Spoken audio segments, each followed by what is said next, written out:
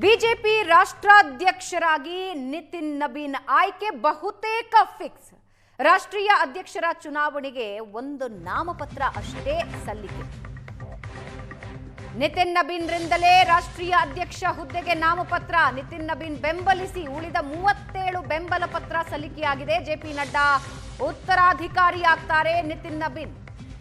ನಾಳೆ ಬೆಳಗ್ಗೆ 11:30ಕ್ಕೆ ಹೊಸ ಬಿಜೆಪಿ ರಾಷ್ಟ್ರಾಧ್ಯಕ್ಷರ ಘೋಷಣೆಯಾಗುತ್ತೆ. ನಾಳೆನೇ ಅಧಿಕಾರ ಸ್ವೀಕರಿಸುತ್ತಾರೆ ಹೊಸ ರಾಷ್ಟ್ರೀಯ ಅಧ್ಯಕ್ಷ. ಜೆಪಿ ನಡ್ಡಾ ಅಧಿಕಾರ ನೀಡುತ್ತಾರೆ. ಬಿಜೆಪಿಯ ಅತಿ ಕಿರಿಯ ರಾಷ್ಟ್ರೀಯ ಅಧ್ಯಕ್ಷ ಅನ್ನೋ ಹೆಗ್ಗಳಿಕೆಗೆ ನಿತಿನ್ ನಬೀನ್ ಪಾತ್ರರಾಗಿದ್ದಾರೆ. ಹಾಗಾದ್ರೆ ನಿತಿನ್ ನಬೀನ್ ಆಯ್ಕೆ ಯಾಕೆ? ಬಿಜೆಪಿ ಚಾಣಕ್ಯ ಅಮಿತ್ ಶಾ ಅವರ ನಂಬಿಕಸ್ಥ ಬಂಟ ನಿತಿನ್ ನಬೀನ್. ಸಂಘಟನೆಯಲ್ಲಿ ಚಾಣಾಕ್ಷ ಅನ್ನೋ ಹೆಸರಿದೆ. ಬಿಹಾರ ರಾಜಕೀಯದಲ್ಲೂ ದೊಡ್ಡ ಹೆಸರು ಮಾಡಿದ್ದಾರೆ. ಆರ್ಎಸ್ಎಸ್ ಜೊತೆ ಪ್ರಬಲ ನಂಟು ಹೊಂದಿದ್ದಾರೆ ನಿತಿನ್ ನಬೀನ್.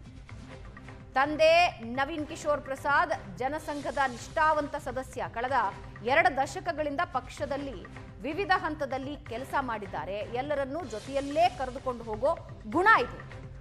ಮೇಲ್ವರ್ಗದ ಕಾಯಸ್ಥ ಸಮುದಾಯಕ್ಕೆ ಸೇರಿರೋ ನಿತಿನ್ ನಬೀನ್ ಯಾವುದೇ ಸಮುದಾಯದ ಜೊತೆ ಸಂಘರ್ಷಕ್ಕೆ ಇಳಿಯದೇ ಇರೋ ತಟಸ್ಥ ವ್ಯಕ್ತಿ. ಪಕ್ಷದ ಶಿಸ್ತಿನ ಸಿಪಾಯಿ. ಪಕ್ಷ ಹಾಕಿದ ಗೆರೆಯನ್ನ ದಾಟುವ ವ್ಯಕ್ತಿಯಲ್ಲ.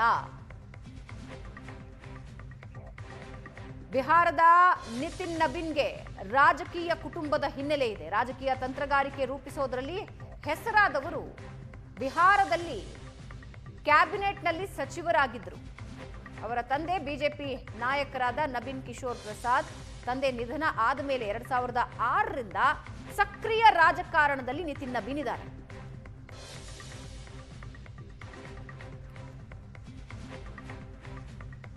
ತಂದೆ ನವೀನ್ ಕಿಶೋರ್ ಪ್ರಸಾದ್ ಜನಸಂಘದ ನಿಷ್ಠಾವಂತ ಸದಸ್ಯ. ಬಿಜೆಪಿಯ ಯುವ ಮೋರ್ಚಾದ ರಾಷ್ಟ್ರೀಯ ಪ್ರಧಾನ ಕಾರ್ಯದರ್ಶಿಯಾಗಿ ಸೇವೆ ಸಲ್ಲಿಸಿದ್ದಾರೆ. ಬಿಜೆಪಿ ಚಾಣಕ್ಯ ಅಮಿತ್ ಶಾ ಅವರ ನಂಬಿಕಸ್ಥ ಬಂಟ.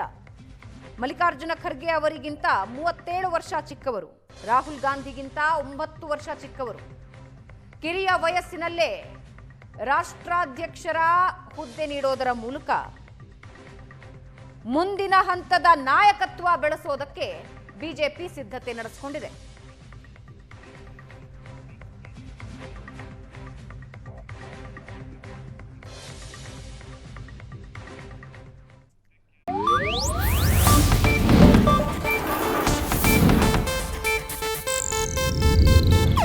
ಇದು ಏಷ್ಯಾನೆಟ್ ನ್ಯೂಸ್ ನೆಟ್ವರ್ಕ್ ಪ್ರಸ್ತುತಿ.